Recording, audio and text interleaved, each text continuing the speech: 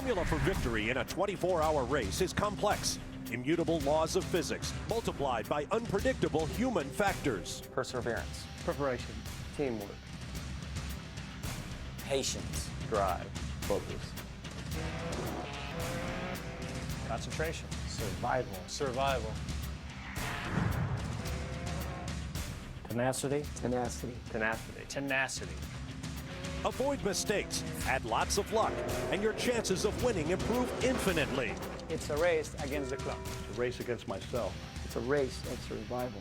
It's a test of character as well as skill. This is an endurance test like no other. It's a long way home.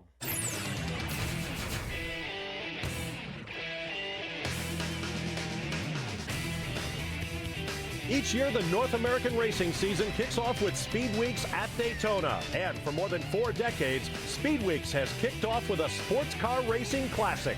Welcome to the 42nd running of the Rolex 24 at Daytona. We would love to welcome you to bright North Florida skies, but that is not our weather situation. We have cloudy skies, cool temperatures, and a strong threat of rain as we welcome you live, kicking off 15 and a half hours of Speed Channel coverage of an American sports car classic. Hello again, everyone. I'm Bob Varsha. Welcome to our Speed Channel host position just above Victory Lane here at the World Center of Racing. Sports cars have been racing here for as long as their stock car cousins. But while NASCAR has reached the peak of American motorsports popularity, sports car racing has had more of a roller coaster sort of career. The Grand American Road Racing Association a couple of years ago tried to change all that by simplifying the class structure from 5 classes to 3 and introducing a cost-effective new marquee class called Daytona Prototype. Last year, just a handful of DPs were on the grid. It was more of a whimper than a bang as this new chapter in sports car racing opened. But this year, it's a whole different story. Now the field is on track. As you saw a moment ago, we had a little problem with getting them all pointed in the right direction, but it appears that the field of nearly 55 cars is getting ready to go. And as they do, let's go up top. We'll start the race with the man who'll be on the mic for the entire Grand American Rolex sports car season, Lee Diffie, and expert commentators David Hobbs and former Rolex 24 winner Dorsey Schrader. Gentlemen. Thanks, Bob, and good afternoon to you. Good afternoon, everyone. Well, as you well know, Bob, to get through this 15 and a half hours of live coverage here on Speed, you need plenty of stats and plenty of stories, and these two gentlemen beside me have in excess of 20 starts here at the Rolex 24 here at Daytona, and this man here, David Hobbs, started in the very first one back in '62. Let's have a look at how they will line up here today at Daytona International Speedway, and with a new qualifying lap record, it is the Lexus Riley, and Scott Pruitt did a marvelous job for Chip Ganassi Racing. In fact, that front row is blocked out with the Riley chassis cars. Fantastic effort from them. And the reigning DP champion, Terry Borchella, starts from 3. We look back at the second page, and the 5 times Rolex winner, Hurley Haywood, yep, he's going for number 6. He is in that top 10 starting from position 9. The GT pole sitter, Johannes van Overbeek, will start from position 16 in the newly formed Flying Lizard Racing Porsche. Then we go back. You see the second of the PTG BMWs there, Nick Johnson driving the 22 machine.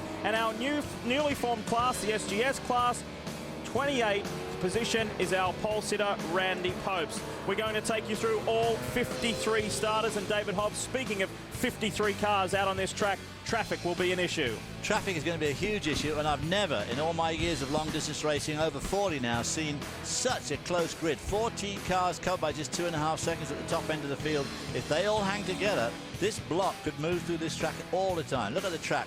Looks pretty simple, but turns 1 and 2. 2 really tightens up to a nice little right-left kink. Turn 3, you have no camber to help you. Dust picks up really quickly there from the sand. 4 is a very fast left-hander, especially in the dark when you can't see too well. 5 is tight. 6 goes in real tight, and it unwinds as you go up onto the banking and go around NASCAR's 1 and 2. Down to the chicane, about 190 mile an hour as you get there. And 8, on the exit of 8, you've got to be very careful because the dust builds up near the wall. Right at the top of the show, you heard Bob mention that weather is an issue. It's hardly a pretty picture here at Daytona International Speedway. It's cool, and there is a huge threat of rain. 80% chance of rain, Dorsey, and that's playing on the minds of these competitors. Yeah, that's what everyone does not want, but it looks like it's going to happen. And take a look at the Porsche keys of the race here. Weather on top, we'll talk about that. Durability, of course, in this division These new Daytona prototypes are brand new. They're not tested yet. Pit stops have to work smoothly. Traffic is the #1 concern. Can you make it through this race without body contact in possibly the rain? That's going to really make, if it does rain, of course, body contact becomes that much more crucial. And we'd like to thank our friends at Porsche for bringing us this first hour of racing with limited commercial breaks, limited interruptions, and we thank them for that. Immediate news from the ground. We understand the number 11 Ferrari has been taken behind the pit wall. Early problems for them, and that's certainly a case in endurance racing. And the 41, the Planet Earth Motorsports Porsche, the Nonamakers, they're in trouble early as well. One of the new class cars, the SGS cars, and their day has begun not how they would have liked it to. Working our way towards the green, and we're very honored to have Sir Sterling Moss as our Grand Marshal for the 42nd running of the Rolex 24 here at Daytona. An old friend of yours. I know you've seen him a few times this week. Absolutely. Doesn't look a lot different, looking a little bit older, and of course he and I are two of the only people on the ground who did the very first race here back in 1962, and I can remember him strutting around. Of course, he won the class in a Ferrari GT250, a beautiful car. Well, we're going to show you some of our onboard shots, and there's plenty to talk about with these new cars. There's some fabulous looking cars. The two Howard Boss Crawford Chevrolets, they are marvelous looking cars. The BMWs are back, Tom Milner and his PTG BMWs, and here we go. We are underway with the 42nd running of the Rolex 24 at Daytona. Scott Pruitt leads them into the field, and already a pass down into turn 1. And it's Terry Borchella, the reigning Daytona prototype champion, who's not hanging around. Oh my gosh, don't win the race on the first corner, everybody says, and Terry Borchella went down the inside there. This is that nasty little right-left kink as you come out of that turn 1 and 2 complex down to the International Horseshoe. 180-degree corner, long, easy enough corner, but they all hug the apex, and as the race goes on, they kick up a tremendous amount of sand. Bad news with that aggressive move at the beginning was he made contact with two different cars already before he even got to turn 1, so that's not the way you start out. I'm sure his heart rate is very high right now. Borchella is aggressive, and he doesn't want to sit around. We saw that many times last year. His weekend has got off to a great start. He's already won the Grand Am Cup race yesterday, and spirits are high. Well, they've got to be. These Daytona prototypes, as I said, they're all very evenly matched. We had a very short time limit over the top 14 cars. We've got about 3 seconds, which really for this type of racing is absolutely extraordinary. There it is, the Bell Motorsports Pontiac-powered Doran, the reigning champion, 6 wins in season 2003, and Terry Borchella determined to get this 24-hour. Terry Borchella had a win yesterday in a different division, so he's already started out the speed weeks in grand fashion and wants to come away with another win now. The two Howard Boss Crawfords looking good. There's David Donahue in the 58 Red Bull Porsche-powered Fab car, followed by one of our new entries. That's the Michael Shank entry, and there's so much to tell you about these new cars. That's a Lexus-powered Doran. Yeah, the Lexus, of course, on the pole. Last year they were here. A name badge last year was Toyota. This year they're all going to be Lexus engines. And look for a lot for them. They're showing a lot of power, but of course we're not sure about their longevity for 24 hours. Doug Goad in the 09. Doug Goad has Robbie Gordon, the NASCAR driver, driving with him. And there is the famous 59, Hurley Haywood, the 5 times winner and race winner from last year as well, but a 5 times Rolex 24 winner. And finished second in class last year here. They had some altercations out on track, and it cost them a lot of time. They spent too much time on pit road, and they feel they should have had a class victory last year. He's fighting for his 6th overall win. Easily the most experienced driver in this field. Before he started today's race, Hurley's competed 14,635 laps here at Daytona. And his first win came here 31 years ago in '73. Problems already for John Heinrichsey. John Heinrichsey, a very experienced driver, especially in General Motors equipment, Corvettes, Camaros, very, very experienced. One of those guys that could easily last the distance. International Horseshoe back now to the lead. Brian Till's got some information on the Corvette. Brian? It seems like early in the race, a window net problem, that's what they had to come in and fix. The problem now, speeding down pit lane. You're going to see the 24 car again. Here comes Max Angelelli, the black and yellow Riley, the SunTrust sponsored car. Angelelli has done a wonderful job so far, and this is such a new program, and he's hounding Scott Pruitt. This is NASCAR turn 2 right here. Go ahead, Bill. Absolutely. There's a lot of drafting going on here. Now, will he be able to draft him over the start-finish line? Of course, the Nextel Cup guys are used to going straight on here, but right about here, hard on the brakes, bringing the speed down from about 190 miles an hour to right at the apex, right here, your slowest spot, probably what, 60, 65? It is a very tricky corner. That's a slippery corner, and some people take that and go straight there and get their braking done. Some people take it as turn 1 and turn 2 as one corner, one big arc through there. And it really depends. Oh, as he locks up the right front. There's that stand on the inside that Angelelli's going through. Scott Pruitt locking up there. You don't want to put a flat spot on here on lap 3 when you've got another 23 hours and 55 minutes to go.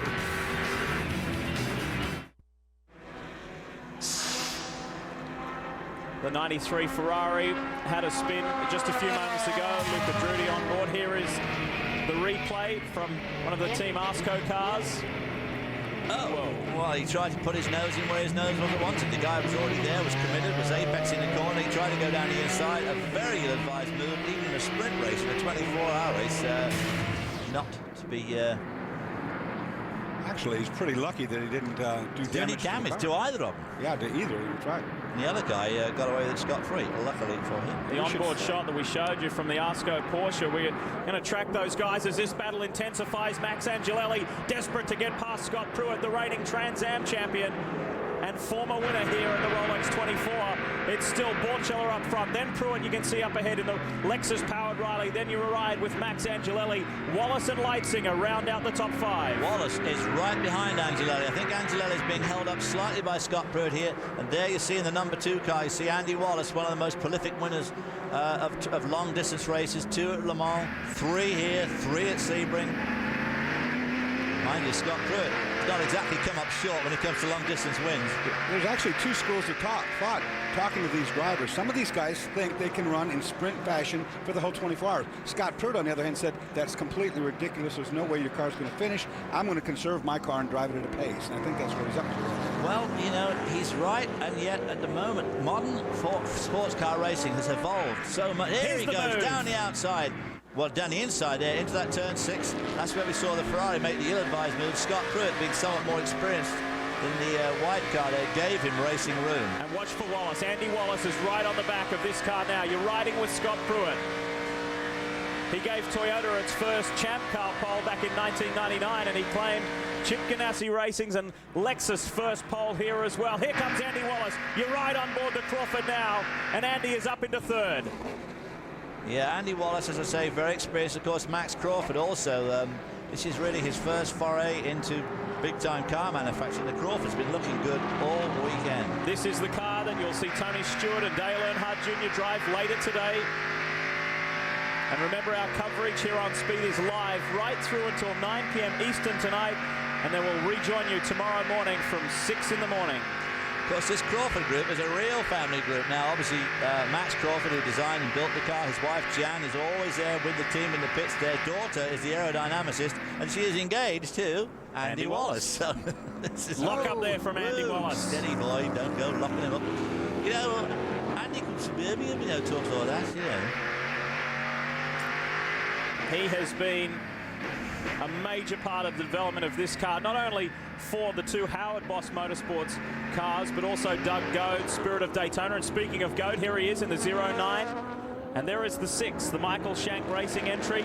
And Kelly Collins driving that car. Kelly did a nice job in qualifying. He is filling in at the moment for Brent Martini, who was meant to join Kurt Wagner in this, but Martini injured with a shoulder injury.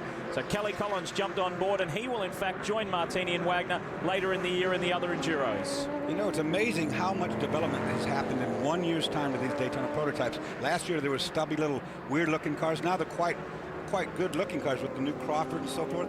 And they're a lot quicker. Well, they're lapping at the moment. Oh, second. Whoa! That's Mike Borkowski in the Mears Motor Coach Multimatic. That won't go too well without that. And he's a long way from home. He's a long way. He's just gone around the International Horseshoe. Oh, it's leaving. I think it's just grinding the body. I thought it was fluid, but it's not, is it? Yeah, it's just actually the carbon fiber grinding away. Boy, that's as far away from the pits as you could ever want to be. Boy, he just absolutely gone by the pit exit.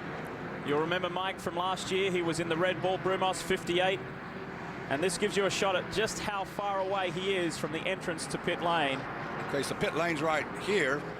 And he had to go all the way around and a lot further than I can draw to get to where he needs to be. And he stopped it wisely. He's decided to stop it.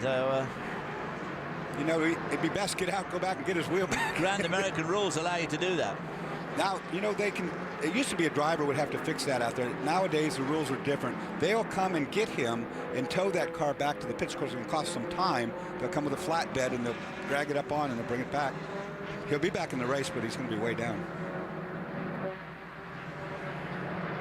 So Mike Borkowski needing some assistance. And at the moment, out on track, Max Angelelli has in fact caught and passed Terry Borchella. Here is the replay of what happened to Mike Borkowski. Well, you see it. Oh, yeah, you saw the wheel nut fall off there. Go, yeah. And here comes the wheel.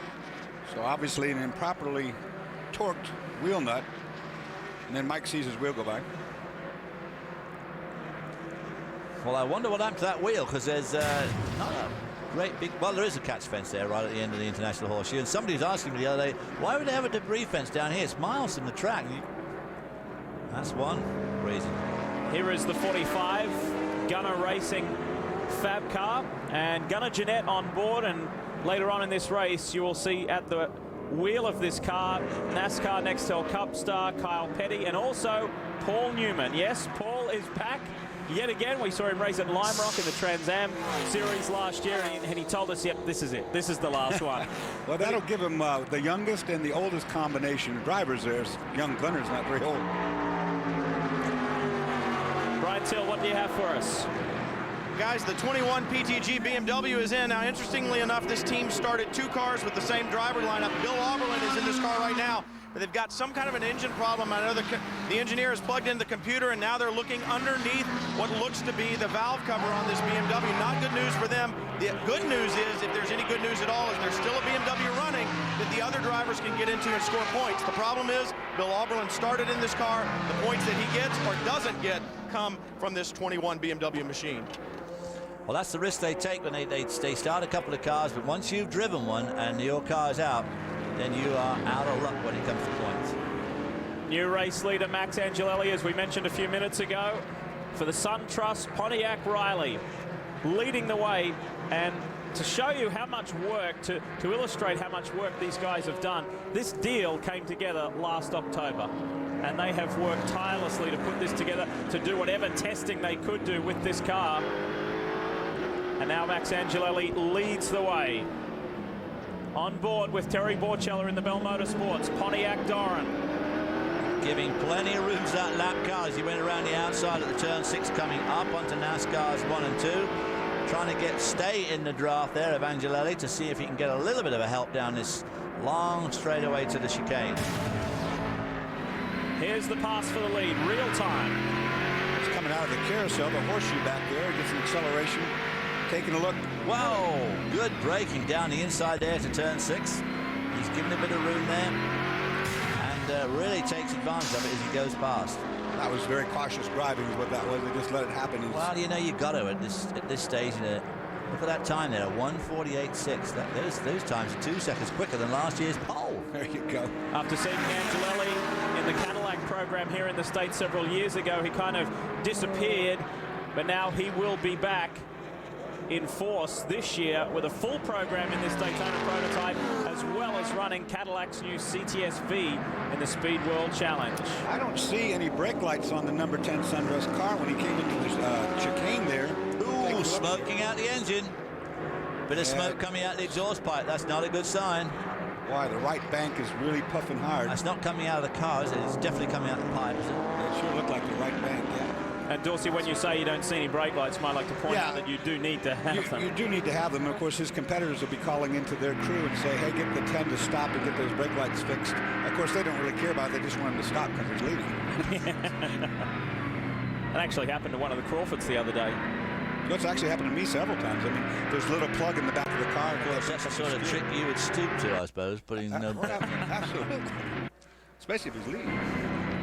Already starting to work their way through the SGS cars, and the 63 has already taken the lead in SGS ahead of Randy Pope. So nice work there. That's Hugh Plum and Jeff Escalette, their car, and that will be a full-time effort this year for Hugh Plum. They qualified strong, of course, didn't quite get the pole. Randy Pope's gained that for TPC Racing. But now Hugh Plum out in front in that newly formed class. And of course, the whole scale down, making things more simple, will take another step in 2005, where in the Rolex Sports Car Series we will have just 2 classes. The Daytona prototypes and GT. Really, it's a very smart move to try and make it less confusing to the general public, because effectively what we have at the moment is 3 races on the same racetrack at the same time. We've got a race for Daytona prototypes, a race for these guys, the SGS, and a race for GT. So really look at it as 3 different races. We have David Hobbs up here in the booth along with Dorsey Schrader in excess of 20 starts here at the Rolex 24 Hour. If you would like to email them any questions, just go to the link at speedtv.com. Send us your questions. It comes right here into the announce booth. And there's a very important man in motorsport. Chip Ganassi, his car is currently 4th. We'll be back.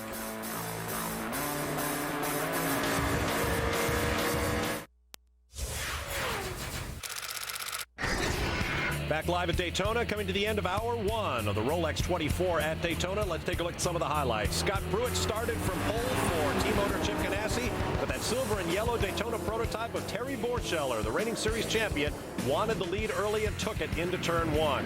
He was soon passed by Max Angelelli, working his way through the field in a car owned by Wayne Taylor, a former winner of this race. But Angelelli ran into problems with the lapped Corvette of Peter Argetsinger, sustained right front corner damage. Team had to go to work, and they dropped back to a current 7th place overall and in the Daytona prototype class. Among the other miscues in the hour, there is Luca Drudy, a former GT class winner of this race. He too got contact, turned around backwards down in turn 6. Mike Borkowski found himself with a very different problem as his right rear wheel left the race car about as far from the pits as Borkowski could have possibly been. He wisely took the car to the side of the road. The team went out there, put a new wheel on, and he is back, but running around at the back of the pack. Different problem for Craig Stanton, who got off on a restart in traffic, got backwards into the tire wall, and brought out the 2nd yellow flag of the race thus far. And Stanton, who along with Terry Borcheller won the opening of the Grand American Cup race yesterday, opening of that season, now finds himself headed for the pits to have that car checked over. Let's take a look at our class leaders. In Daytona prototype, Butch Leitzinger, now at the wheel of the Chevy Crawford, running 1st in class and 1st overall over Borcheller and Pruitt, our pole sitter. In the GT category, Fabrizio Di Simone of Italy in that beautiful Maserati Trofeo Light, running ahead of the Porsche of Tony Burgess of England, and Nicholas Janssen of Sweden, now residing here in America driving a BMW. In the SGS class, or Super Grand Sport, Hugh Plum has his Porsche GT3 Cup car out front over Jean-Francois Dumoulin of Canada and Randy Post. Back live at Daytona, there is the defending championship Porsche 911 GT3 RS in the hands of Kevin Buckler, former overall winners at the Rolex 24 at Daytona, now making his way through the garage area to get that car fixed. Moments ago, while running 6th in the class, threatening to break into the top 20 overall, Buckler had a problem. Let's take a look. Down into turn 1, across the grass, right rear tire down. Did not hit anything. Time. Let's listen.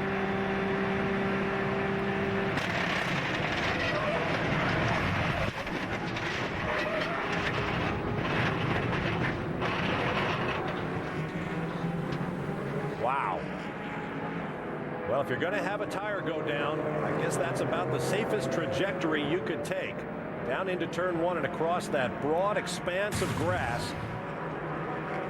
And the crew goes to work. Now, Buckler did a very smart thing. Instead of trying to limp that car all the way around the racetrack, He drove it to the back of the paddock, then turned across the track and into the garage area, cutting off virtually the entire lap. Let's go to Brian Till.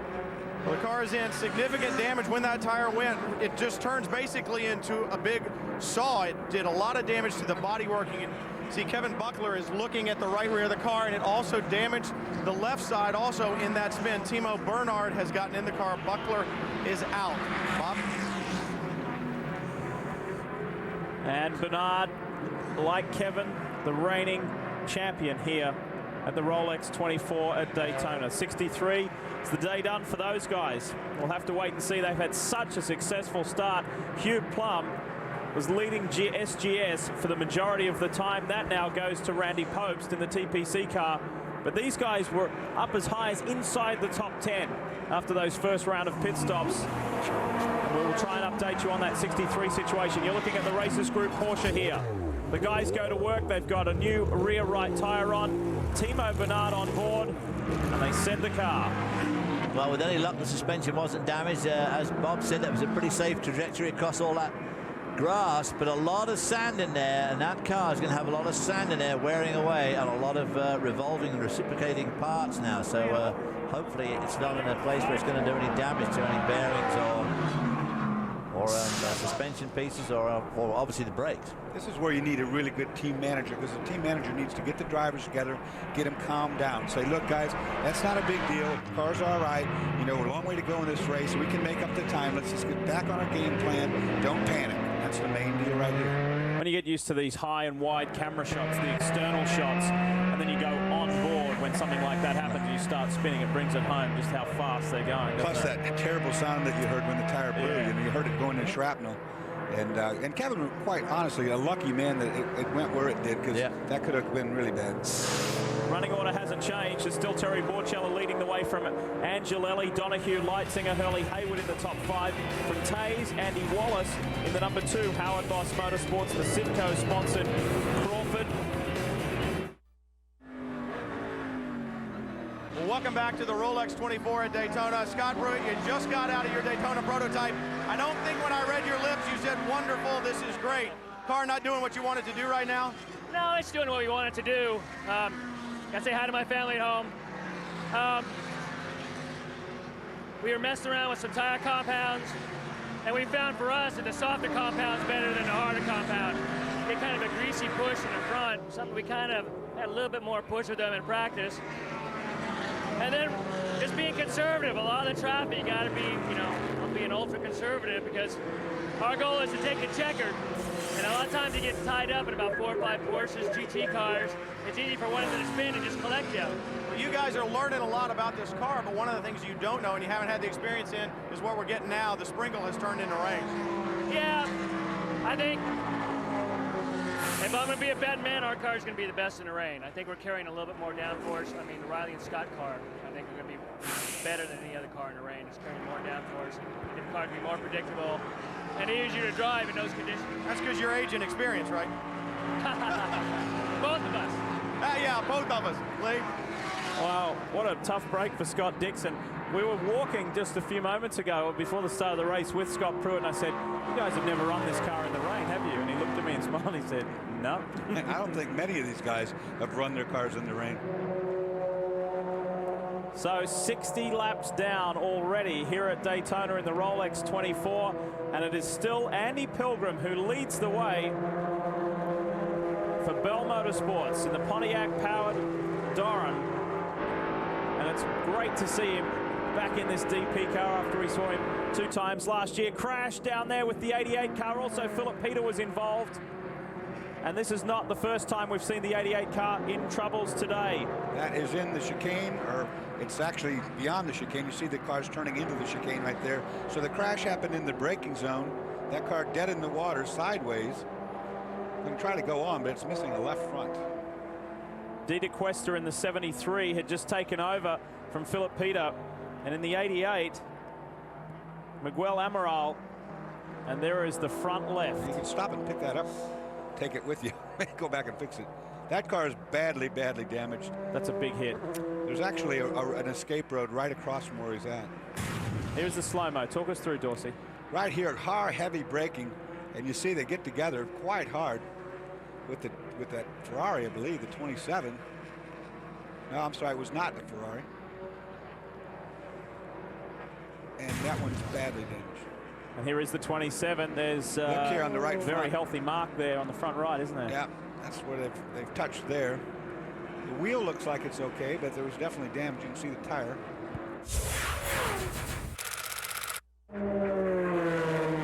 You're about to see the race-leading number 2 in the hands of Andy Wallace, who lost the right rear tire on the high-speed backstretch. And we have our third full-course caution of the race. There's the offending tire that came off the right rear. Getting back to Robbie Gordon and the intangible of racing luck. 5 starts in this race, 4 class victories. I can't believe the amount of wheels we were losing today. There obviously is a problem with the wheel fixing on the onto these stub axles. It's obviously something to do with the torque they're required to put on them, or they've obviously got a similar problem with a lot of people. It's just one of those things you don't have. I remember about 20 years ago when I was driving the Porsche 956, we had a spate of right front wheels coming off, and they changed the torque out, and they changed the angle of the nuts somewhat slightly, and that fixed it. But obviously got a problem here.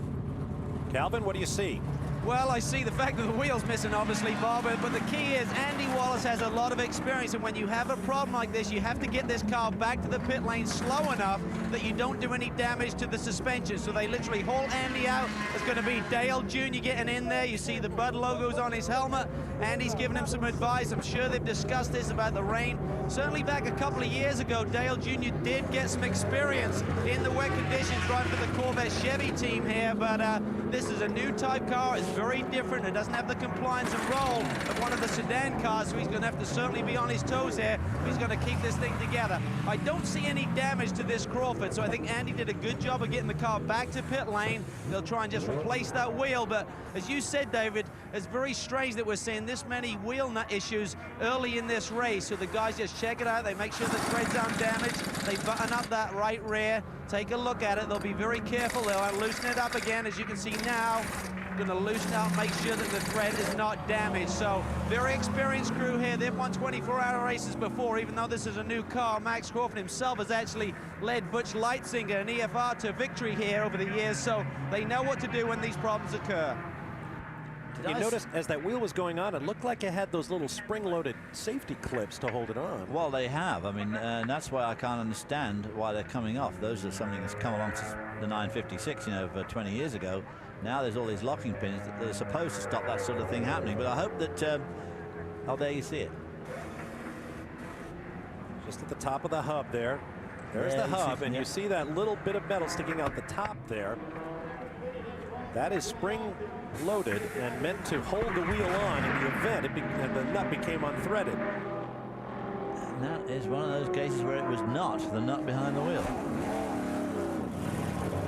Now, I hope they've warned Dale about the pit exit here when it gets damp. It is so tight and so slippery on cold tires that you just can't believe how slowly you've got to go around that corner. And if you don't, the guardrail is right at the edge of the road.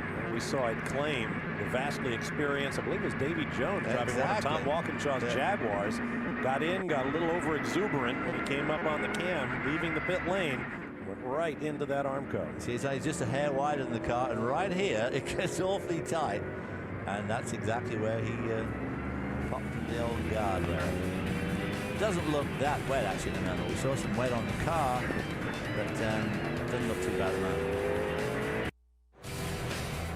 Welcome back to Daytona International Speedway. Here's a look at the Daytona Prototype Class standings. That's also the overall standings for the race.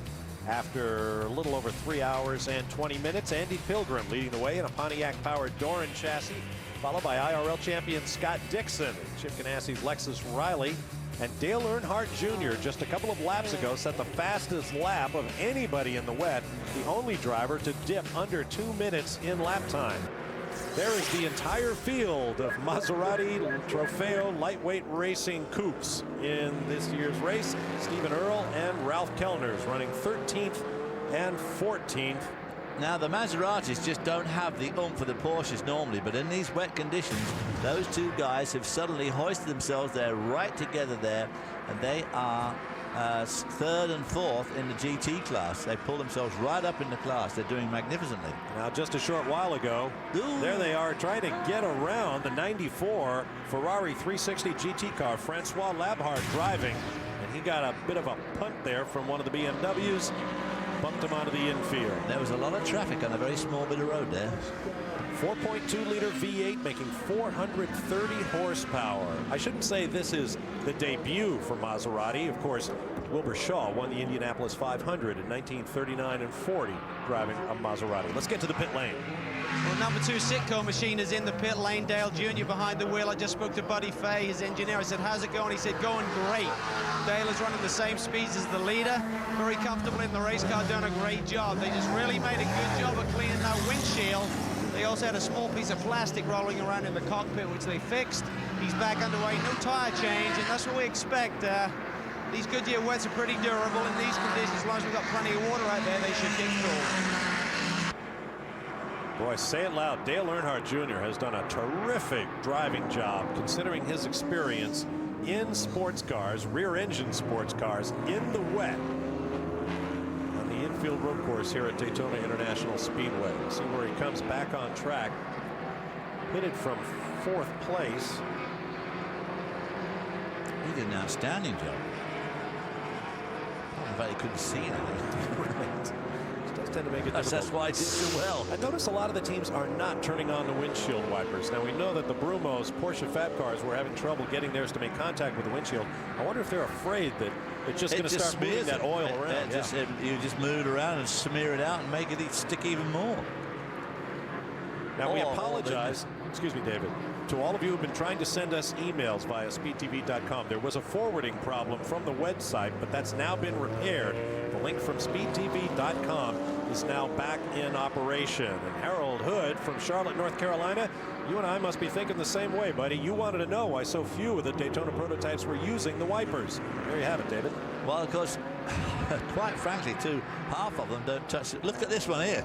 That's what happens. Oh, that's a big help. And it smears that rubber and oil, and you get those big black lumps all over the screen. And we've got left front damage there in Kyle Petty Petty's cars. Kyle Petty there. He went off the road. I wonder if that's probably what caused that earlier on. Could be Richard Petty again soon if he sees 79-year-old Paul Newman out there making you would think, hey, this could be easy. Whole career for me. And here goes the 10 car, currently lying second. And currently in the hands of Emmanuel Collard. Just a 3-man driving crew on this car. Collard, Wayne Taylor, Max Angelelli. And that is rare in this year's Rolex 24. We have teams of up to 5 drivers manning many of these cars. Of course, in the good old days, it was always only 2. Emmanuel Collard, like I said earlier, a tremendous driver. Very nearly made it to Formula One. Got close, the right opportunities didn't come up at the right time, and the right money and the right financing package didn't just quite go together. Woo! There's the 73 Ferrari going around. That's Dieter Quester, the Red Bull sponsored car. Dieter Quester very fit. Oh, more problems for the 9. Oof. Looks like a severe problem with the tail of this car. It's Harry Lyondike. In fact, the whole tail's gone, isn't it? Well, no, I don't think so. They run that funny sort of scalloped gurney flap on the back. Quester not back underway yet. Up there it goes. It's at the West Horseshoe. Congratulations to Forrest Barber, Terry Borcheller, Andy Pilgrim, and Christian Fittipaldi. Currently running in 3rd spot behind Emmanuel Collard and Scott Dixon. We'll be back.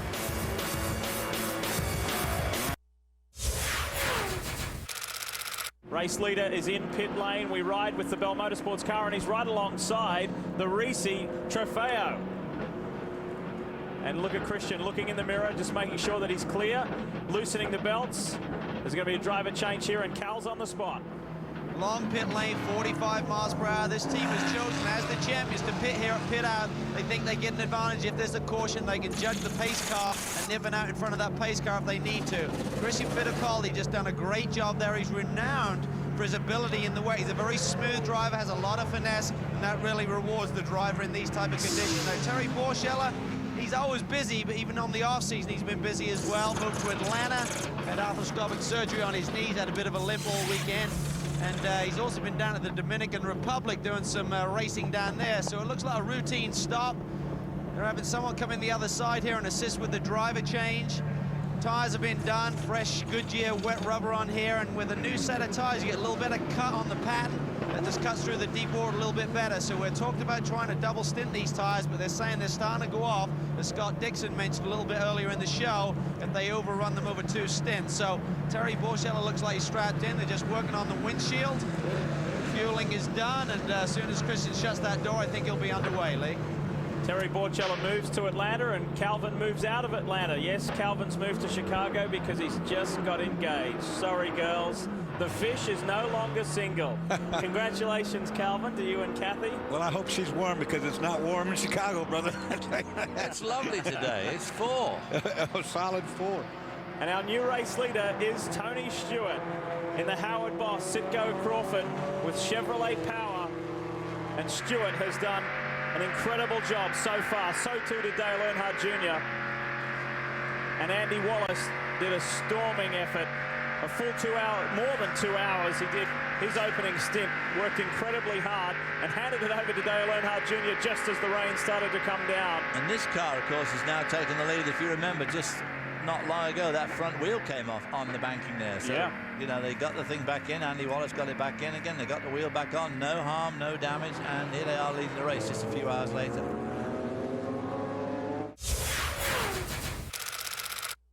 Max Angelelli is back in the lead of this race, and that now makes it 21 lead changes with 9 different cars in the lead. So over half of the entire prototype group has led this race. Exactly.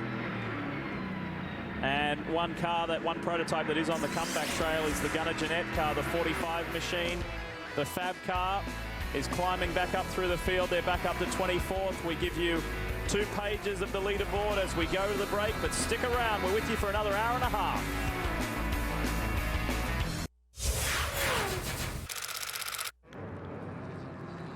We are under caution for the 6th time in this race, and this may be a lengthy one. We're hearing from timing and scoring that some tire wall repair may be undertaken.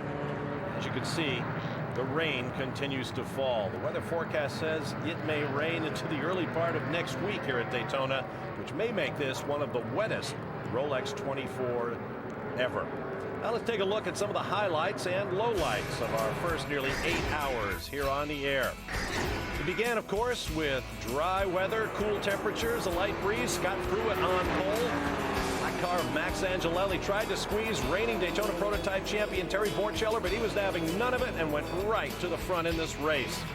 Contact came early and often. There's one of the Ferrari 360 Modnas going around, just in front of one of the Asco Super Grand Sport Porsches. Problems for Mike Borkowski, losing the right rear wheel. That was a problem we would see a lot of. Contact for Angelelli with Peter Argetsinger. That caused some right front damage to the race car. This was Craig Stanton going off on a restart with the cars still closely bunched. That car was not badly damaged, though, and has managed to get back into the race. And then the sister car, the number 17, tried to knock down the fence in the high-speed kink on the backstretch. But that was nothing compared to what defending overall race champion Kevin Buckler did when the right rear tire exploded on his car. Bill Oberlin was in the BMW M3 GTR when his left front wheel came off, and that has been the single largest mechanical problem thus far. The all-Portuguese team, Miguel Amaral, was behind the wheel when he had contact with the number 27 Daytona prototype and clouded the wall, part of a litany of problems for that all-Portuguese team. A little bit later on, as the skies began to darken, spins were the order of the day. And then more wheels coming off. A bizarre circumstance. That was Andy Wallace running at the race lead. Fortunately, he was able to get down the backstretch, through the chicane, and into the pit lane. That car currently runs in the race lead and leading the DP class. In hour 5, Dale Earnhardt Jr. doing great work in the wet, except for this little 180-degree pirouette.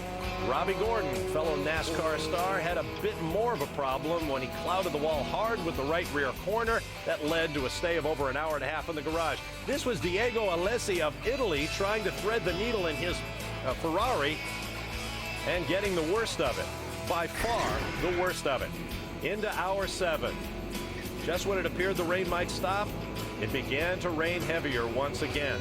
And Tony Stewart, the 2002 NASCAR champion, who said he expected an interesting time in the damp in this Daytona prototype, the number 2 Cinco car, simply went out and ran faster laps than anybody. The man they call Smoke, very much a factor in this race. More contact for the number 10 SunTrust car with Angelelli, Collard, and Wayne Taylor, who've been running near the front all day long. And this was Terry Borcheller.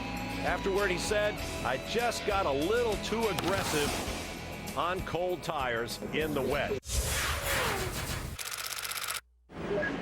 We go back under green after our 6th full course caution of the day.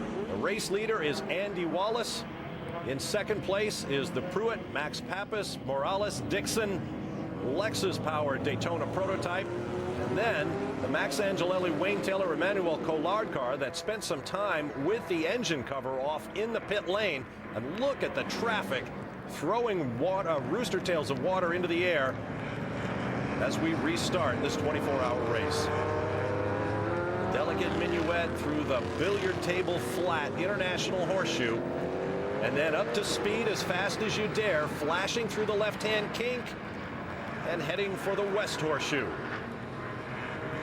There's the number 44 GT car, Robin Liddell, born in Edinburgh, Scotland, now living in England, and running 7th overall, first in the GT class. Ahead of him are 6 Daytona prototypes. Behind him, another Daytona prototype, and then the 74 Porsche, the Flying Lizard team.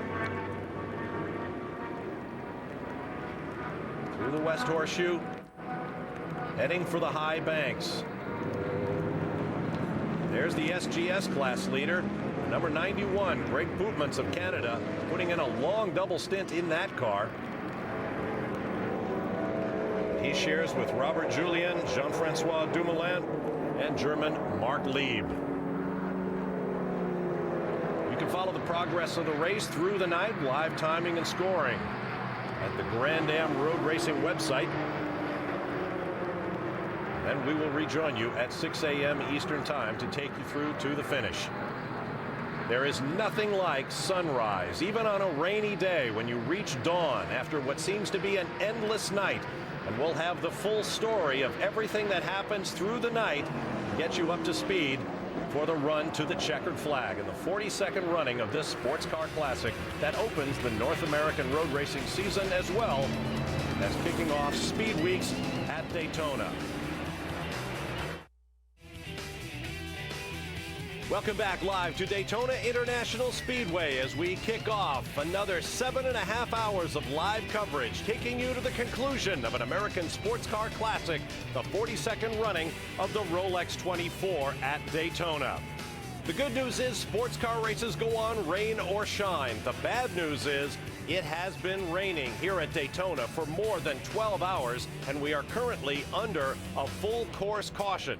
We have been for the last 2 hours due to the sheer volume of water here at the racetrack. Here's a look at the standings. Andy Wallace with teammates Tony Stewart and Dale Earnhardt Jr. have led since early yesterday evening, helped in part by these long yellow flags. Terry Borcheller in 2nd, Jimmy Johnson in 3rd, and Wayne Taylor in 4th as Daytona prototypes fill the top 4 positions, covered by just 6 laps. Then Johnny Mollem in the GT class leading Porsche 911 GT3 RS, just 1 lap ahead of the 2nd place car in class, currently handled by young Johannes van Overbeek. Then 2 more Daytona prototypes in 7th and 8th, Dieter Quester and Jörg Bergmeister in a Ferrari and a Porsche respectively on the same lap in that battle for the 3rd and final podium spot in the GT category. And not far behind, yet another GT Porsche 911. GT should be a great battle all the way to the finish. Then our SGS, or Super Grand Sport class leader, the 3rd and final class in competition here at the Rolex, Greg Pootmans of Canada, driving a Porsche 911 GT3 Cup car. Then the GT car of Tony Burgess, Randy Pobst in the 2nd place SGS Porsche. Scott Dixon driving with Scott Pruitt. That's the pole-sitting Lexus Riley, a brand new car for Chip Ganassi Racing, but they've had their share of problems through the night. They currently run in 15th place, 31 laps off the lead. Then another pair of GT cars and an SGS machine as the classes continue to mix it up here at Daytona. Now, we had a heavy downpour about 3 a.m. Eastern time that basically flooded several of the corners here at Daytona International Speedway. The yellow flag came out, and it has been out since that time. But the cars have been circulating on track, and of course, the clock continues to tick toward the end of this 24-hour race. I suppose the good news is we may have history in store here at Daytona. The shortest distance covered by a race winner in Rolex 24 history came in 1989, 621 laps, about 2,210 miles by Derek Bell, John Andretti, and the late Bob Wallach in a Porsche 962. We have now completed 416 laps, so a little over 200 laps to get to the record. It's hard to say what the weather's going to do, but we'll be following it. And now let's go up high to our announced position above start finish to hear from Lee Diffie and Dorsey Schrader. Good morning, Bob. Good morning, everyone. Well, I guess it's not the way that we would have liked to have woken up, and first thing you think of is who was out in front and what's been happening while we've been catching a quick nap. But I guess we have to focus on the positive, Dorsey, and we had one heck of a race last night, yesterday afternoon and last night, and this thing is far from over. That's for sure. These guys want this rain to end because only there's actually 3 laps between first and third place in the prototype. But all the way through the field, there's racing to be had. But they can't do it because they're behind this pace car. These guys want to get it on and get it on right now. Well, it's 6:05 local time, 3 hours they've been under caution. And Mark Raffoff, we were speaking with him earlier, and we'll speak with him shortly again. And they're hoping to get back to racing as soon as they can if the rain will just ease up a little. Well, from 3:05 to about 6:05 local time here, East Coast time this morning, we were under a full course caution because the track, particularly in turns 1, 3, and 6, was just too dangerous, Dorsey, and back under again, and no doubt for the same reason. You know, with the visibility and so forth, these guys, they say zero visibility, we cannot see, so the people at home, they're thinking, well, how can you go around? You literally look out the side window. Oh, here's a trouble here. You look out your side window past the window net, and you see your brake markers going by. Like, here's another one sliding on, 6, 5, 4, 3, whatever. And you try to judge where you're at by that. They're telling you cannot see into that car, and he cannot see out of that car. And now, for the first time in 15 years, the red flag is out. The conditions are just too much to continue with the Rolex 24. Now, the clock will continue to run toward the checkered flag shortly after 1 p.m. Eastern time this afternoon. Let's look at the official Rolex clock over the pit lane. At 20 minutes to 8 Eastern time this morning, Mother Nature wins. Will bring the field to a stop in the pit lane. We are working our way toward green. You can see the pace car has pulled off, and Dale Jr. plants it. He is not waiting for anybody.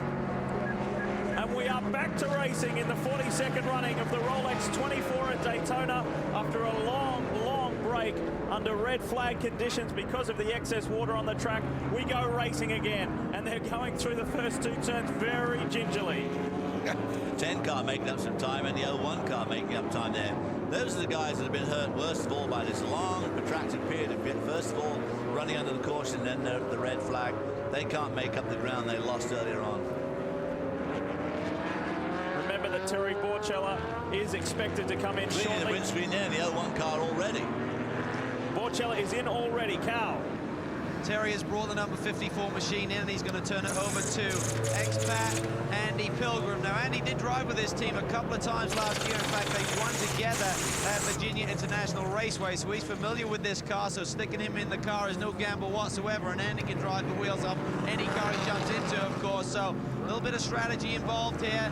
Jim Bell decided to wait until they went back to green, got some temperature in this car. He didn't want to have any issues there, but they've got to chase these guys down now. And I talked about the fact that these drivers could stay in the car for the remainder of this race. In fact, if they finished off their last stint and now they go back to green, there will be some driver changes going on. Andy could go the rest of the distance if they choose to do so. Good clean stop, and he's back underway. And what's the common thread between the car in first and second? The last time Dale Earnhardt Jr. drove, the only other time he drove in the Rolex 24 was with Andy Pilgrim in a Chevy Corvette.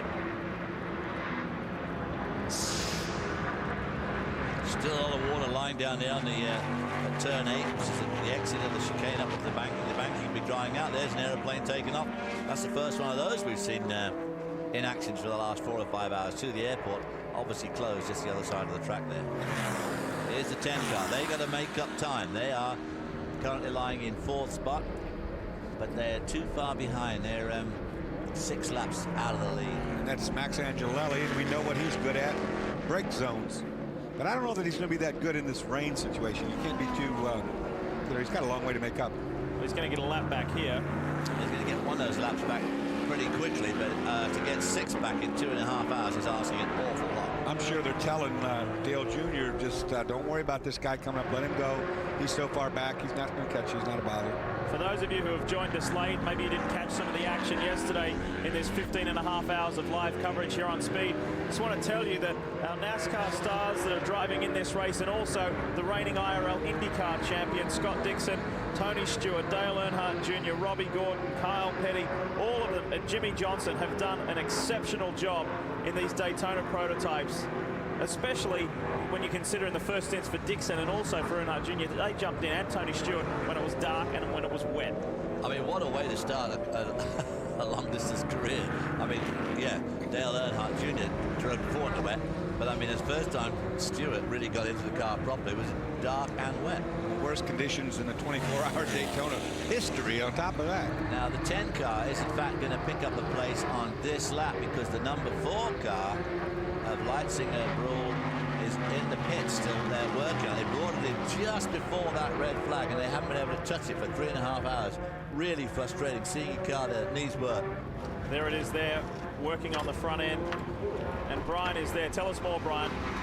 Well, it's a big job to get this radiator changed. You see the whole front porch had to come off, and then the radiator will slide back in to that front porch section. They're laying the new radiator in. The problem is they could not work on it underneath the red flag, as you guys talked about. When the green flag fell, not only did the race start on the racetrack, but it started here in pit lane. Just trying to get this 4 car back on the track, Lee.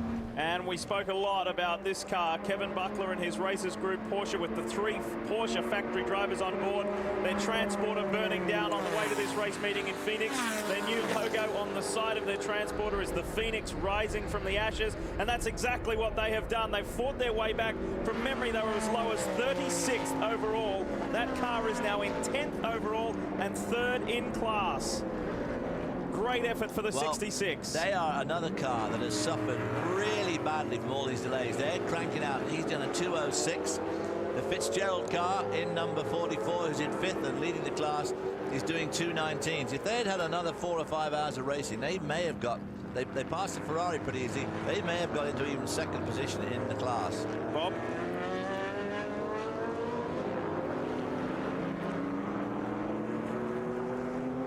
Guys, watching that action in the tri-oval, I was watching the 01 car come through. That is Max Pappas, and if you looked closely, you saw him wiping the inside of the windscreen with that sort of towel-mounted squeegee we saw earlier in the program, trying to keep that thing mist-free. Imagine that, coming through the tri-oval, driving with one hand at about 175 miles an hour while you're cleaning the mist off.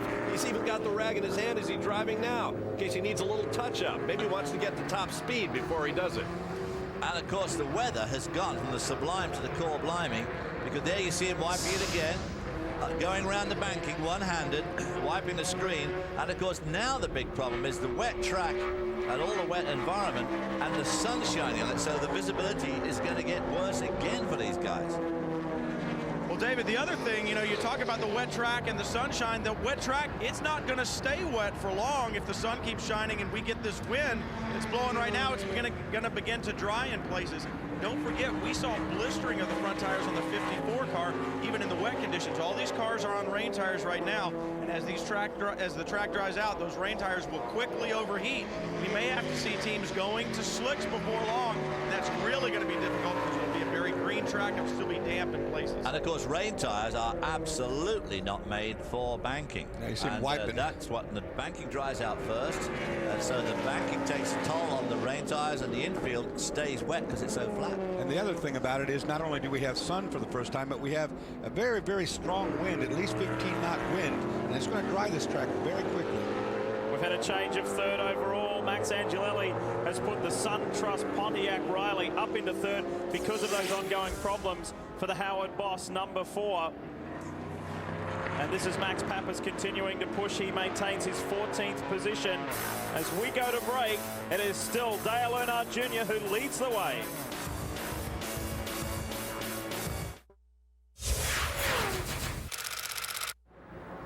$12 o'clock straight up. 1 hour remaining, plus 10 minutes, give or take, to account for the after-the-hour start of this race.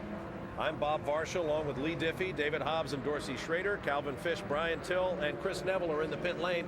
There's a look at our race summary. Well, we've got a problem with the 10 car. This is the third-place car in the hands of Max Angelelli, who is taking huge bites out of the lead by the second-place car. Not sure exactly what's happening here. Calvin Fish. Well, we'll try and get a word here with Wayne Taylor. He's on the radio now. They would do in at any time. You see Collard on the pit wall. He's ready to go. They were due in for a tire and fuel change. Wayne, what's the situation? Do you know? I don't know. Potentially out of fuel. I mean, you're close to your pit stop here. I think he's out of gas the way he was swerving He's around. in the window. I don't know. I don't know. Maybe there's a fuel pickup.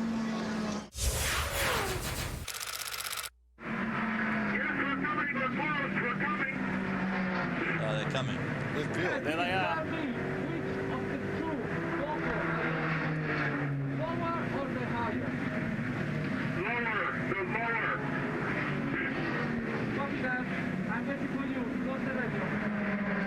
are they saying? He said something about which one is it, the lower or the higher? What are they talking about?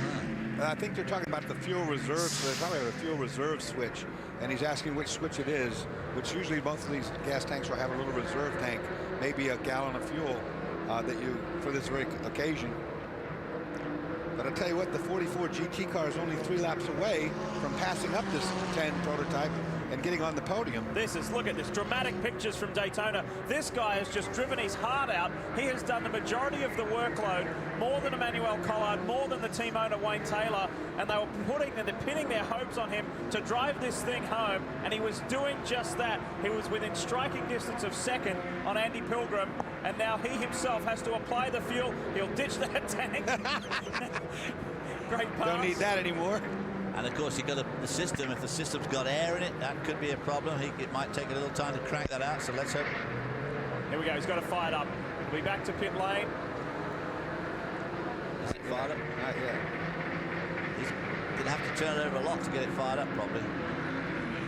Guys, the reason they would have stretched it and rolled the dice this far is because they wanted to do it with just that one stop. If they'd stopped any earlier, they would have probably needed an additional pit stop. Oh my God, turn his belt on. Well, he's not going on the racetrack though yet, anyway. Now I think he is. Hasn't put his belt on yet. Of course, he's going straight to the pit lane where I'm sure they're going to do a driver's change. Problems for the race leading car, Tony Stewart. He short shifted it. He got there. Oh, right rear looks. That's that trouble corner too that Calvin was talking about. Let's keep an eye on that. There's definitely a problem down here, boys. The crew is setting up. They're going to bring him in. They're in radio communication. There's some kind of problem on that lead machine. It's always the last hour, too, isn't it? Always. What do you see down there, Cal? Well, I see when he came in, the right rear lock, which meant it didn't have the wheel right on the ground, and they're just trying to get it off. So there's some kind of suspension breakage or something that's collapsed back here. I can't see right now. They haven't taken the bodywork off yet, which I'm a bit surprised at. So they can take a good look underneath there. They're going to need to if they're going to work on the car, I'd assume, and get this bodywork out of the way. So Max Crawford said, look at it and try and tell me what's going on. So they got the mechanics looking underneath there. I don't see anything wrong, so... It's one of the crushing things about endurance right. racing. They've got to take the bodywork off to have a look at it properly. Absolutely. I mean, you can see it's down on the right rear. There you go. Body off, he said. Andy Pilgrim has just crossed through again, so the margin is now 2 laps. They've got that buffer to get this fixed and get back out and retain their lead. They're trying to tighten up the spring and try and give it a bit more ride-eye over here. I don't know whether there's something maybe gone missing in the shock absorber itself, which is then taking the spring rate off this right rear corner. If that is the case, they may be able to do a quick fix here. Oh, look at that. Oh, now we see something loose. It's broken. Yeah, something on the bell housing. The pivot point looks like it's loose there when they went to move it. So that had taken the preload out of that spring, and they're going to have to change that, but that could be integral with the whole bell housing there. You're looking at the Bell Motorsports team watching on. They are the second place team, with Andy Pilgrim driving the car and representing the reigning Rolex Series champion, Terry Borchella. The margin is now less than 2 laps. That's less than 4 minutes. And look at the Howard Boss team. Max Crawford and his guys go to work to try and fix this up. Well, Max has won this race before, but I tell you, when you go to pieces of wood here to try and get a race car back to the finish, I can't see this thing working for 30 minutes. A couple of laps maybe. I'm not sure even Tony Stewart's skill can get this thing up to speed and try and win this one. I think they're trying to wedge that piece of 2x4 in there so it limits the suspension travel into droop factor so that wheel can't fall down. They're trying to jam it in there. It won't handle well that way, but it'll keep the bodywork up off of the asphalt. That's what they're trying to do. There's Pilgrim completing another lap. It'll trip the timing and scoring monitor now. So it's now 5:10 laps, plays 5:09. And Andy Pilgrim is closing in. They're giving up on that. You see what they're going to do now. They've run that shock up, like Calvin said, to try to get the right rear ride heights back higher, but they don't have time to fix it to send it back out. The bulkhead that it's attached to keeps bending it, but it'll break. They can run the spring up as much as they like, but it's not going to do it. They sent Tony Stewart, and he is still in the lead of this Rolex 24 at Daytona race. Talk about pressure. You're looking live at pit lane at Daytona International Speedway, and just when it appeared that the 42nd running of the Rolex 24 at Daytona could not get any more dramatic, it has, as the skies have opened once again over the speedway. Andy Pilgrim, who briefly passed the crippled car of Tony Stewart to get back on the lead lap, then ducked into the pits for treaded wet weather tires. Stewart remains on the track with a broken right rear suspension. He doesn't need new tires because he's only got 2 wheels on the ground at any one time. The most dramatic drive I think I have ever seen in 25 years of covering motorsports. Stewart, the 2002 NASCAR champion, is trying to hold off this man, a former Rolex winner, Andy Pilgrim. Let's go to Chris Neville.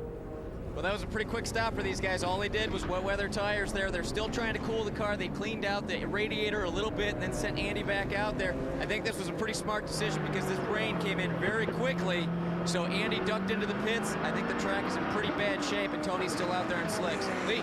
Yeah, great work by Bell Motorsports. You're looking now at the wounded car of Tony Stewart. For Howard Boss Motorsports, a Chevrolet-powered Crawford. This is the debut drive for this car and its sister car, the 04 and the third Crawford, the 09 Spirit of Daytona. 2 of the 3 are still running. Sadly, the Jimmy Johnson, Busch Leitzinger, Elliott Forbes Robinson car is out.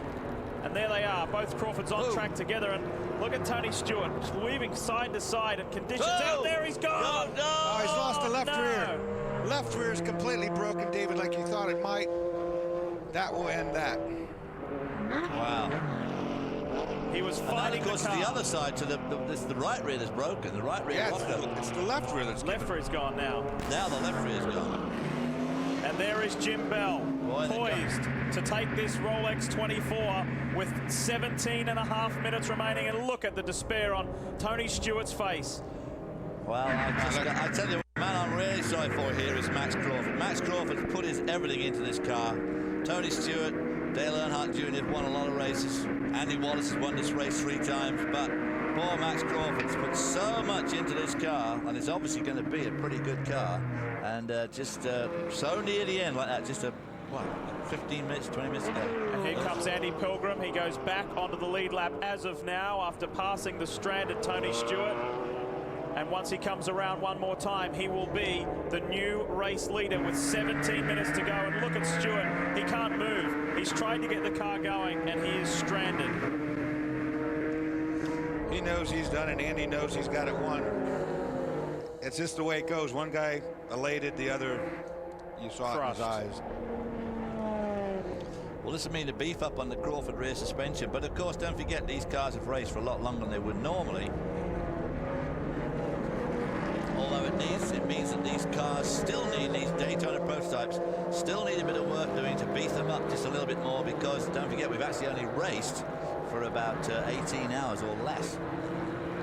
Let's have a look at the replay here. Watch him fighting the car in the closing stages of this, just as that the left rear is going. He's got no wheels on the ground, so he can't brake very well. It's going to get it twitching around. But the other side, right rear is getting a twitch. It's about to break right in here. Hey, look at that. The left rear just does, like I said, the supermarket trolley move. It's attached at the bottom. Here's the onboard view.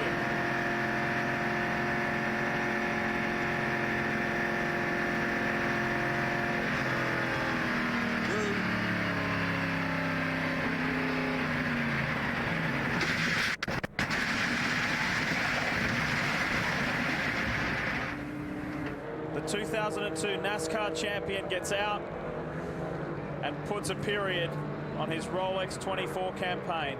Crushing stuff. Both of those Howard Boss cars not finishing this race, but both two of the strongest cars in this field. And there is Andy Pilgrim to officially take the lead of this race as of now. The Bell Motorsports Pontiac-powered Doran, the car that Terry Borchella drove to the very first Daytona Prototype Championship last year. They could even start the 2004 season in a better way, taking a Rolex 24. If you've just joined us, Dale Earnhardt Jr., Tony Stewart, Andy Wallace for Crawford and Howard Boss. They're out. Both Howard Boss cars are out of this race, and you're looking at the race leader with 8 minutes to go of this 24-hour classic. Just about 4 laps. Speed they're doing just under 4 laps. Doesn't look like it's raining, so.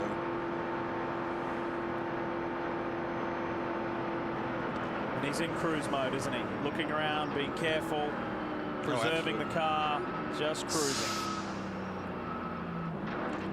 It's not raining much, but it is slick. Well, let me tell you about the cruising right now. The two GT cars ran at 2:01, and Andy's running at 2:17, so 16-second lap difference. That's cruising. Calvin's with Tony Stewart. Cal? Well, we caught up with Tony. Tony, what a heartbreaker, mate. You gave it everything. Yeah, it's. I told him I wanted hazard pay for driving on 2 wheels, but evidently a rocker was breaking, which you know, that's your spring on the right rear corner. That was what the first major problem was, and it just kept getting worse and worse. But it was, I could run fast enough times to still pull away from second and you know, be in good shape to win this thing. But what put us out was the left rear tire came off the rim and turned sideways, and I told him it was happening before, and he said it was still on there. But I told him I knew I was right on the backstretch, and sure enough, when I got out of the gas, the wheel came off and spun the car, and without the rocker on the right rear, it basically just was flat bottom. It didn't have none of the tires on the rear were on the ground. Amazing the sort of lap times that you're able to run literally on 2 wheels. You're used to having that left front up in the air at times, but over the course of your career, but this was something else, in the rain particularly. Yeah, I had a lot of fun last night.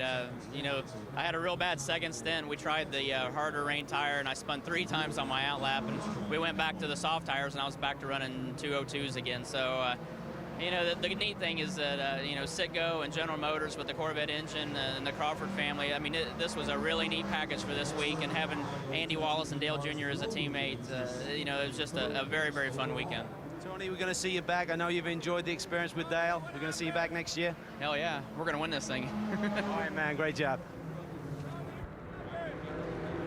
He probably will too. Yeah, what a job. Did a great job. Huge crowd there lining the fence, watching him. 5.5 minutes to go, and look at this. Andy Pilgrim is coming into pit lane. And we're hearing that they are going to put the car owner in, Forrest Barber, the man who improved immensely throughout season 2003 with the guidance of his good friend and driver, Terry Borchella. And Chris, update us on this situation. Lee, that's just right. They are going to put Forrest Barber in this car. You know, Forrest really was a class act last year. They had a slow start to the year, so it didn't look good for him. But as he and Terry started winning races, brought Terry back into the championship, and then Forrest had to step out of the car when his daughter was injured. So that kind of took him out of the championship. So the latter half of the year, whenever they had a chance to win, and Forrest would step out of the car and say, hey, Andy, you go help Terry out so we can get this championship. And that's exactly what happened. So the team is really paying him back here. He has not been in the car yet. This is his first time in the car. It looks like they've got this thing clinched. So they said, hey, Forrest, why don't you go out there and win it for us? Great stuff. Nice to see the Texan get a drive to finish this off and take the checkered flag. 4.5 minutes to go. But this GT battle is intensifying. And as of now, the 44 Orbit Porsche has moved into second place overall. And just 12 seconds back is Mike Rockenfeller. Johnny Mollem is running, pushing as hard as he can in this car. And we now have 2 GT cars on the overall podium. Sensational stuff from these two teams. Rockenfeller 4 seconds a lap quicker on that lap, so he's cutting into it pretty good here. Oh, he's 12 seconds behind and got 3 minutes to go. Johnny Mollem really having to learn to use all his racecraft here. This is close. Look in the background. Here's Mollem at the front of the screen, and at the top of the screen should be Mike Rockenfeller. And it is. Here he comes. The young German is flying. Once he can see him, gets visual on him, an eye lock. Look out, buddy. Oh, yeah. I mean, yeah, Rockenfeller obviously really earning his dough now. He's supposed to be the young hot shoe from Germany, and he's certainly proving it now to be 4 seconds a lap quicker than somebody like Johnny Mollem. Is pretty extraordinary. He is a Porsche factory driver. As we've mentioned, teammate to American Pat Long. He has won in Carrera Cup racing. He finished 3rd in the championship.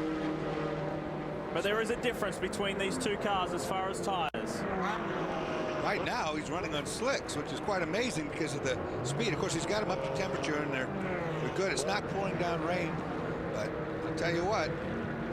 Slicks, when it's slick, are okay. When it puddles up, they're hopeless. Well, we've just heard that we are going to see the white flag next time by for Forrest Barber, the car owner of the 54 Pontiac-powered Doran. For Bell Motorsports, they just secured new sponsorship before this race, literally days before this race, with Kodak EasyShare. And what a moment to come on board. There is Forrest Barber, and he will cruise home. He will see the white, do one more lap of Daytona International Speedway, and be a Rolex 24 winner. Here comes the Doran into the bus stop. So he's less than half a lap from the white flag. Meanwhile, there's only 10 seconds now between Mollem and Rockenfeller. The fight for the GT battle. Mike Rockenfeller needs to pull out a stellar final lap and a half to catch and get by Johnny Mollem. It is achievable. It is achievable because Forrest Barber is going pretty slowly himself. It's going to be a few seconds yet before he gets that white flag, which gives Rockenfeller just that much more time to pass Johnny Mollem. Johnny Mollem wishes the white flag had already been shown, which would only give them 1 lap to go. The white flag is out as Forrest Barber takes it right now. 1 lap to go before we see the checkered flag at the Rolex 24 at Daytona. Forrest Barber's driving so slow, he's got an engine stutter. You hear it misfiring. I think it's because he's in real low, tall gear with low RPM. I hope so. We don't want trouble on the last lap for my Here's Mike Rockenfeller chasing as hard as he can, trying to get Johnny Mollem. Meanwhile, Didier Taze and co, the guys in the Doran Lister, will overtake Andy Wallace, Dale Jr. and Tony Stewart to get 2nd place in the Daytona prototype category and 4th overall. And Mollem, he is on his way to see that white flag as well. With Rockenfeller hot in pursuit. There's the gap, and it's substantial enough, I think. I think Mollem should hold him off. He's going to need something extra but you special. can see the rain is falling pretty heavily on this camera here.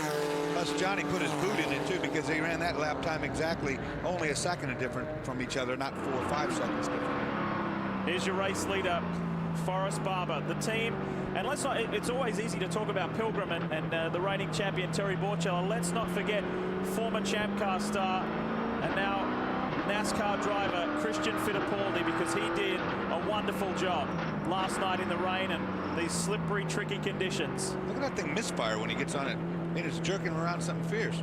This time last year, this car barely made it to the track.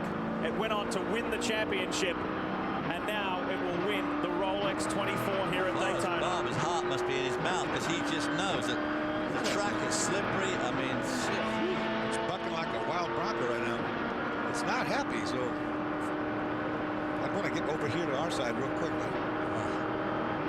And for all 4 drivers in this car, it will mark their first overall victory at the Rolex 24. Borchella and Pilgrim have been class winners, but it's the big one for all of them. And Forrest Barber is bringing it home. Into the bus stop for the final time. The Spirit of Daytona Crawford tucked in behind. And that team, congratulations to them. They have soldiered on. They didn't stop. They didn't give up. They wanted to finish this race, and that's exactly what they will do. As Forrest Barber enters NASCAR 3 for the final time. Jim Bell and Terry Borchella, Forrest Barber, what a combination they were last year to win the Rolex Series. They go one better now. They finished last year on a high. They begin 04 with an enormous high.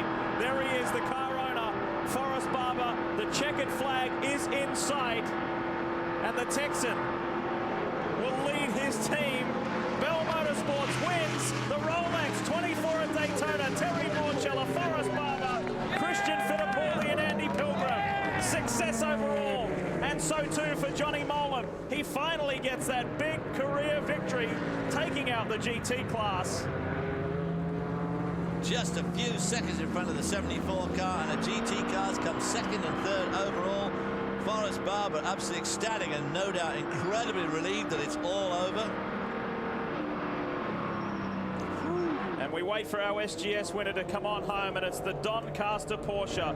This team of Greg Pootmans, Mark Lieb, Jean-Francois Dumoulin and Robert Julian had been on top almost the entire time in that SGS class. Sensational stuff for the guys north of the border. But there's your overall race winner, Forrest Barber, along with Pilgrim, Borchella and Fittipaldi. We'll hear from all the winners when we return.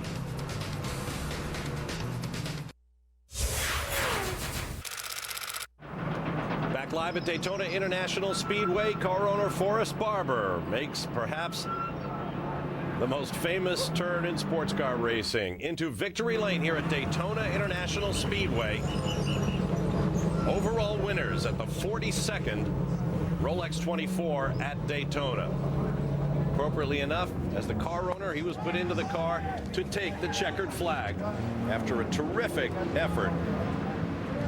Teamed up with Andy Pilgrim, Christian Fittipaldi, and last year's Daytona prototype champion, Terry Borchella. This is a moment he will remember forever.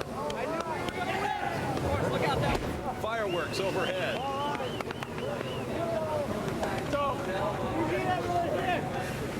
That's about all we've missed in this amazing 24-hour race. Here's a look at the Daytona prototype class standings. Victory for Barber Motorsports and their Pontiac Doran. Jan Lammers brings the Lexus Doran. The Lista team home in second place. Tony Stewart and company finish in third, but not running at the finish. Then the six of Mike Newton in another Lexus Doran. Further back in the field, another of the Crawford chassis. Butch Leitzinger aboard finished 8th. Colleague Jack Baldwin makes the top 10. Paul Newman and his team in a Porsche-powered Fab car suffered mechanical problems and retired earlier. Let's get down to Chris Neville in victory lane. Forrest, you guys were here 12 months ago. The team wasn't quite ready for the 24-hour race at that point in time. Terry came away the champion at the end of the year. It's got to feel pretty good what can happen in 12 months. It is astounding what can happen in 12 months. Heck, it's pretty astounding what can happen in 24 hours. I mean, this team has worked so hard, you know, for a year to get ready for this day, and here we are in Victory Circle. It's really amazing. It's just unbelievable to be here.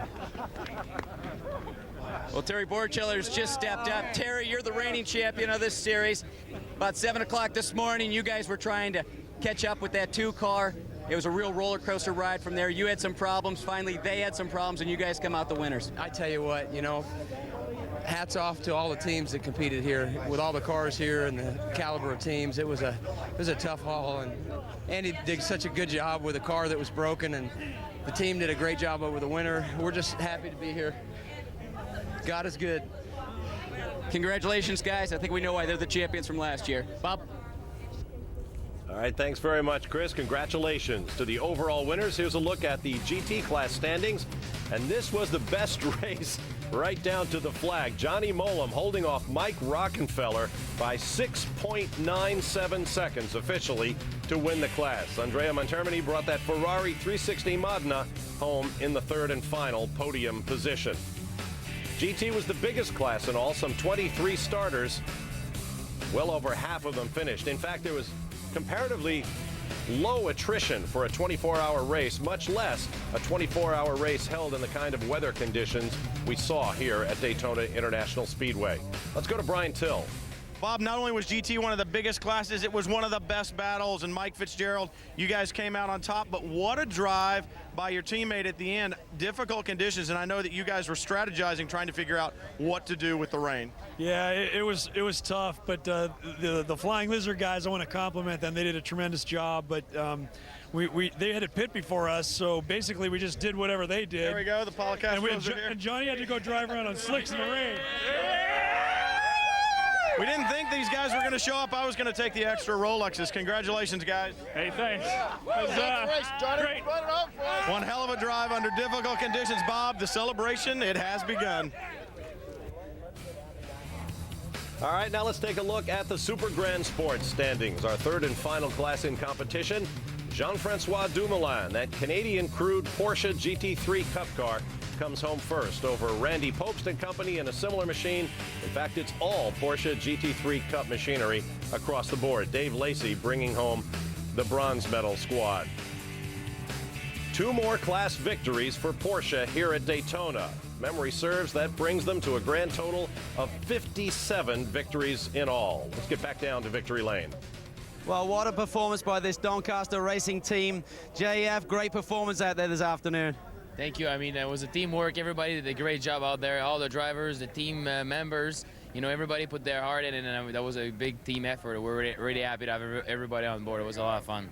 Well, they made the move up. We see Robert Julian winning races regularly last year with the Doncaster Racing team. Greg Pootmans and Mark Lieb, Porsche factory driver. Great group of guys you had together, and that was just one dominant run. You really had out front all day. Yeah, we had really fun, especially I had fun in the night. I mean, we all together, it was fantastic how we worked together. I mean, in the night it was really difficult conditions with the rain and with the visibility, and all the other guys, like, they did a fantastic job, and it was just a perfect race. Well, a perfect race indeed by the Doncaster team, and expect many more of them this season, Bob. Thanks very much, Calvin. The rain is held up, but the champagne spray is about to begin, and there is the trophy that everyone wants to get their names on. The Rolex 24 at Daytona. 42nd running is now complete. But we'll be back to wrap things up from Florida.